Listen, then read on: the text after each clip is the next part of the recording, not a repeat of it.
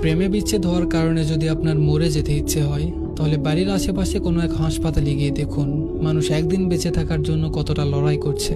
সামান্য অভাবে যদি আপনি দিশেহারা হয়ে পড়েন, তবে রাতের আধারে রাস্তার পাশে ঘুমিয়ে থাকা মানুষগুলোকে একবার দেখুন, যাদের পেটে নেই ভাত, মাথার উপরে নেই ছাদ। যদি আপনি কালো হওয়ার কারণে অন্যদের কাছে থেকে নিজের মুখ লুকিয়ে বেড়ান, তবে এসিডে ঝলসে যাওয়া মানুষগুলোর দিকে একবার তাকান, যারা নিজেদের সেই ঝলসানো চেহারা নিয়েও সমাজে ঘুরে বেড়াচ্ছে। মেয়ে না হয়ে ছেলে হলে ভালো হতো, কিংবা ছেলে না হয়ে মেয়ে হলে ভালো হতো, এসব যদি মনে হয়, তবে তৃতীয় লিঙ্গের মানুষের দিকে তাকিয়ে দেখুন, যারা নিজেদের পরিবার থেকে বিতাড়িত হয়েও জীবন চালিয়ে যাচ্ছে সমাজের সাথে তাল মিলিয়ে।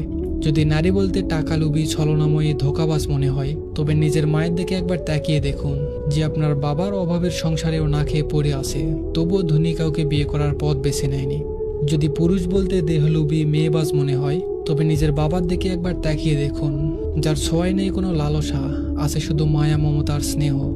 আসলে আমাদের চিন্তাভাবনা আমরা যতটা পজিটিভ করতে পারবো, দিন শেষে আমরা ততই ভালো থাকতে পারবো। ধন্যবাদ সবাইকে।